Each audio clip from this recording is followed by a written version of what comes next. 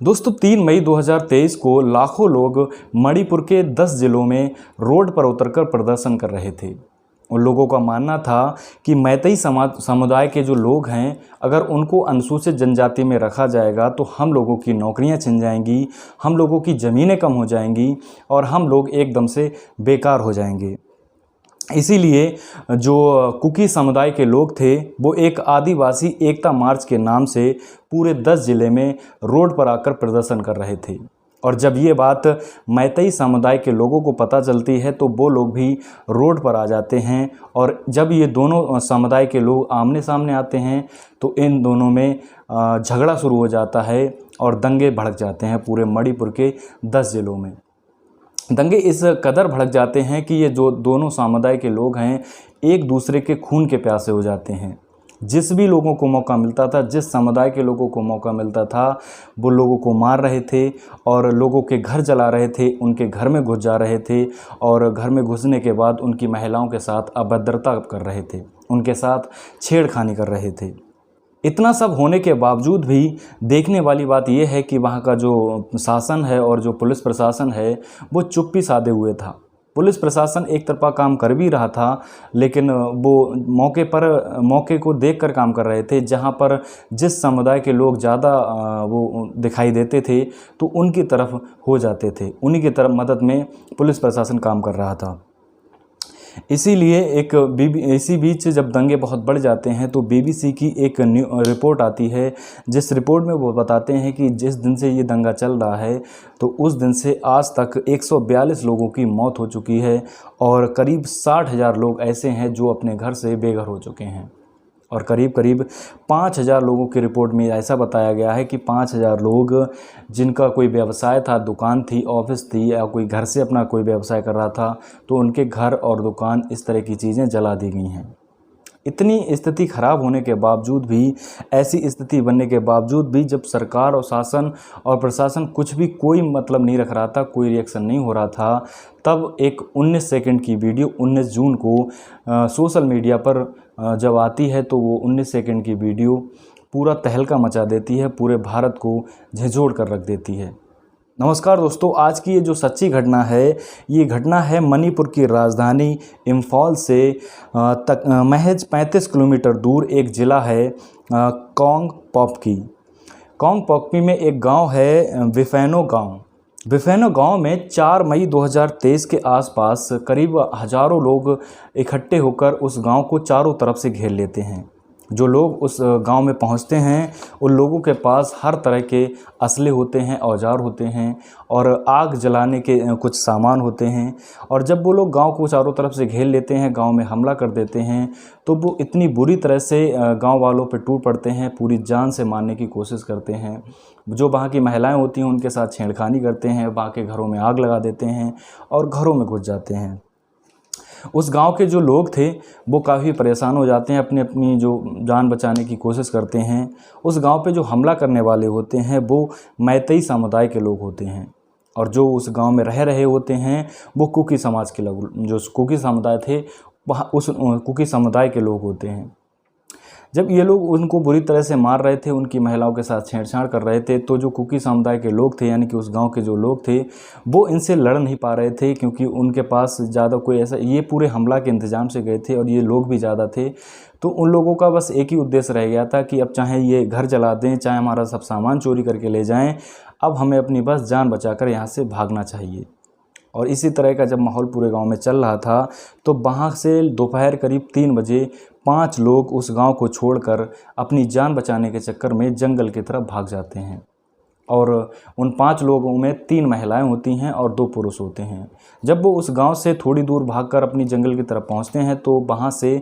अपने जो क्षेत्र का थाना होता है वहां पर फ़ोन लगाते हैं और पुलिस को जानकारी देते हैं कि हमारे गांव पे इस तरह का हमला हो गया है और हम लोग अपनी जान बचाकर गांव से भाग आए हैं, और अपनी लोकेशन देते हैं कि हम वहां पर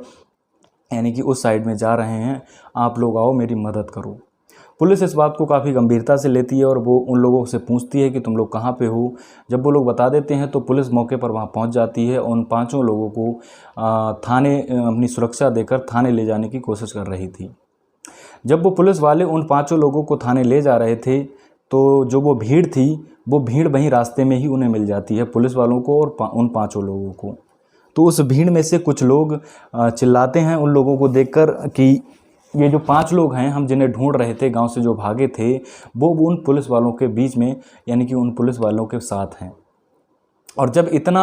जो इन लोगों की बातें जब वो भीड़ सुनती है, तो वो भीड़ पुलिस वालों के ऊपर टूट जाती है। और वो भीड़ बहुत संख्या में थी, पुलिस वाले महज थोड़े कम थे, और कम होने की वजह से जो वो भीड़ थी, वो पुलिस वालों से उन 5 लोगों को छीन लेते हैं और उनके साथ बहुत बुरा व्यवहार करते हैं। उनमें जो महिलाएं होती हैं, उनमें से एक महिला और एक पुरुष जो होता है, वो सगे भाई बहन होते हैं। तो वो जो उसका भाई होता है, उसको कुछ लोग, जो भीड़ के कुछ लोग थे, वो पकड़ लेते हैं और उसकी जो बहन होती है, उसका एक एक कपड़ा उसके शरीर से अलग कर देते हैं और उसके साथ बारी बारी से वो भीड़ बलात्कार करने लगती है उसके सगे भाई के सामने। जब उसका भाई ये देखता है तो बहुत चिल्लाता है, बहुत चीखता है, उन लोगों से बहुत नाराज़ होता है, लेकिन उसका इतना वश नहीं था कि इतने लोगों के बीच में उस भीड़ का कुछ वो कर सकें। और लगातार उसकी जो बहन थी, उसके साथ बलात्कार हो रहा था। जब वो ज़्यादा विरोध करता है तो वो भीड़ के कुछ लोग उस जो व्यक्ति था, यानी कि जिस लड़की का बलात्कार हो रहा था, उसका भाई, उसको बुरी तरह से मारने लगते हैं और तब तक मारते हैं जब तक कि वो दम ना तोड़ दे। अब एक मृत्यु हो चुकी थी, उन 5 में से एक लड़का मर चुका था, एक लड़की का लगातार बलात्कार हो रहा था, और जो 3 बच्चे थे, जिनमें 2 औरत और 1 आदमी था, उन दोनों औरतों का भी बिल्कुल निर्वस्त्र कर दिया जाता है, उनके कपड़े बिल्कुल भी उतार दिए जाते हैं, और जो वो आदमी था उसको भी बुरी तरह से मार रहे थे। अब एक मृत्यु होने के बाद जो एक मौत हो जाती है, उसके बाद भी जो मैतेई समुदाय था, वो जो भीड़ थी, वो बिल्कुल शांत नहीं हो रहे थे। वो लगातार अग्रेसिव थे और उन पर हमला कर रहे थे, उन लड़कियों को परेशान कर रहे थे, और वो जो लड़का था उसको बुरी तरह से मार रहे थे। जो दूसरा लड़का, एक तो मर ही चुका था, और इस तरह का व्यवहार लगातार कर रहे थे। और पुलिस वहाँ पर थोड़ी नाकामी दिखाती है। अगर पुलिस थोड़ी कम थी तो पुलिस को और लोगों को बुलाना चाहिए था, लेकिन ऐसा कुछ नहीं होता है, उन्हें खुलेआम छूट दी जाती है। और इसी बीच जब वो इस तरह की हरकत कर रहे थे, उन लड़कियों को नंगा इधर उधर भगा रहे थे, उनके प्राइवेट पार्ट पे हाथ लगा रहे थे, तो इसी बीच किसी व्यक्ति ने उनकी एक क्लिप बना ली थी, जो ज़्यादा नहीं 19 सेकंड की थी, एक वीडियो बना ली थी। ये जो घटना हुई है, ये 4 मई 2023 की है, और 4 मई 2023 को ही इसकी वीडियो बनाई गई थी, लेकिन सोशल मीडिया पर इसकी वीडियो 19 जून 2023 को आती है। जब ये वीडियो सोशल मीडिया पर आती है तो जो लोग इस वीडियो को देख रहे थे, उनकी आंखों में आंसू आ जा रहे थे, क्योंकि इस तरह को इंसानियत को शर्मसार होते देखना बहुत ही दुखदाई है सभी हिंदुस्तानियों के लिए। और जब ये वीडियो जब सोशल मीडिया पर आती है और बहुत बुरी तरह से, बहुत तेज़ी से वायरल होती है, तो थोड़ा प्रशासन, जो मणिपुर का प्रशासन है, वो चौकन्ना होता है, और वहाँ का जो पुलिस प्रशासन है, वो उस लड़के को, जो उसका मुख्य आरोपी होता है, उसे गिरफ्तार करता है और दिखाते हैं,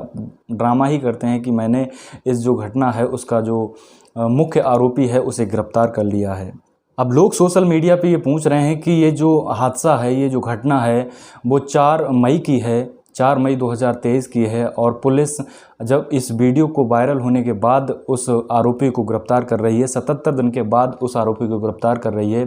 तो अभी तक पुलिस प्रशासन क्या कर रहा था?